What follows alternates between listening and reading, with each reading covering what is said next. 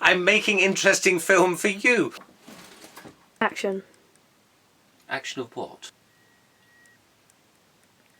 Playing Sheldon Cooper's mother in The Big Bang Theory. Wyn Evans, who is the star of the Go Compare adverts. This tiny little piece of hair in the corner, you think, I've got to do that over the whole head. You can tell me to stop when you've had enough of me sorting wigs out. Working 9 to 5, what a way to make Hello, a living. I'm Darren Ware. Welcome to the Wig Room. This is our workshop in the converted attic of our house, where all the wigs are made. We go to the rehearsal rooms and fit all the actors that we need to make the wigs for, and then we bring all the measurements here and we start making the foundations. I'm responsible for making all the moustaches and beards and sideburns, occasionally a chest wig. So when we start to make a wig, the first thing we do is the fitting. Pav is going to be our model for this. If we were doing somebody with hair, we'd have to wrap their hair as flat as possible to their head and put a stocking cap over it. Pav is our ideal model for this because we don't have to bother with any of that. The first thing we do is wrap their head in cling film. So you take out a decent length to go around the head and cover so that all of the hair growing area will be covered in the plastic. And then you start sellotaping to keep the shape when you take it off. Nice and flat across the forehead.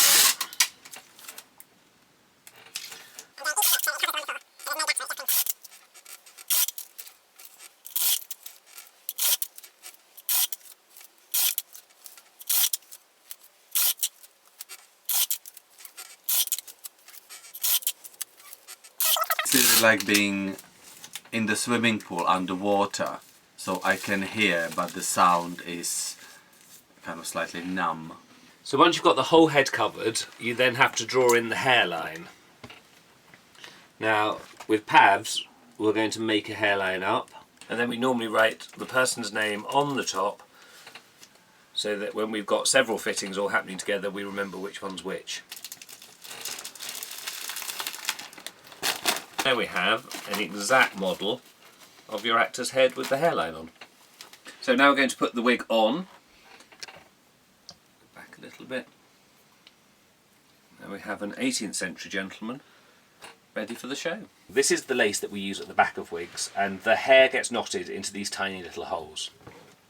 The hair is kept routine mats so that you keep it all flat, and it enables you to pull out small amounts of hair that you can knot with. You fold the top 1.5 inches over to make a loop, and then with the same hook that we use for knotting, you put the hook under a hole, pick up a hair, take it through, turn it round and pull it out. A nice tight knot that is really almost invisible, and that's what you have to do to cover the whole of the head of hair when you're making a wig. My first wig took me about 3 months. Not all the time, but it was a long old process to get it done. And when you look at it and you make this tiny little piece of hair in the corner, you think, I've got to do that over the whole head. That's a huge commitment to do. I'm sorting through the blonde wigs. We've got to find one for a fitting that we've got to do. This is our most expensive collection of wigs. The lighter the hair, the more expensive the wig is. So the blondes are very expensive. We did work out at one point that if we added all the cost of our wigs together, it would cost more than the house that they live in. So that gives you some idea that if you have a really pale blonde wig like this, the hair could cost £700–800 just to buy the hair before we even start making the wig, because it's really soft, natural blonde hair. So this is one of the wigs for Tale of Two Cities. It's a straight wig that we've set in rollers to give it some curl and body so that he looks like a period man. So now I've got to take it out of rollers and dress it into the style that the designer is looking for. The rollers go in, there's different size rollers, and the bigger they are, the more wavy the wig is. The tighter they are, it will be a curly wig. This one we just want it to look like a natural head of kind of rock star curls, really. We get to work with amazing people who we laugh a lot with. I've never really understood the idea of people who say, thank goodness it's Wednesday, that means it's only 2 more days till the weekend, because we never know what day of the week it is, because we enjoy what we do. We don't have to dress up in a grey suit and go to a grey office with grey people. It's very creative, and we get to make people look like different people entirely, which I find particularly enjoyable. So all the rollers are out, and that leaves you looking like this. And now we've just got to brush all the curls through.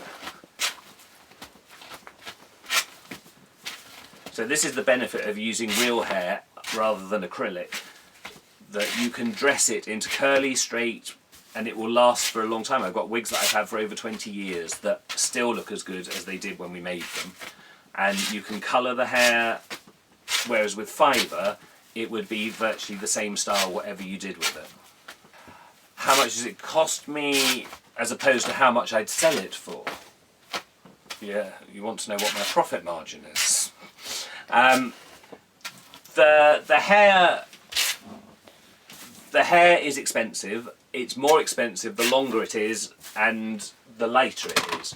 The hair, we're doing a production of Betty Blue Eyes at the moment, and we've got to make a wig for a lady, and the hair arrived yesterday. It comes in bundles. We're going to do 2 colours, so the main body of the wig is going to be a mousy grey and then some lighter grey at the front, and these bundles of hair cost about £400. So by the time you've done that, the lace to make the foundation of a wig is probably about £50, and then the finished wig will be somewhere in the region of 1,400 if we were selling it. We're actually hiring this one, so we get it back at the end to go into our stock. We have 2 actually. They buy their hair from collectors all over Europe. Some of it comes from Spain, some of the really good blonde stuff comes from Russia, and we buy most of our hair from both of these companies. There's also some shops in London that sell hair for the Afro-Caribbean market, and their hair is cheaper, it's not as good quality, but there are times when we use that as well. And that's a fairly simple dressing, because all we have to do is brush it out and make it look nice. It is a crazy way to earn a living, really. And some of our competitors have their wigs knotted in Bali, paying them very little amount of money because that's what they can get away with, but I don't think the quality is there as much. And so we have all ours knotted in the UK, and people do a great job, but it's hard work.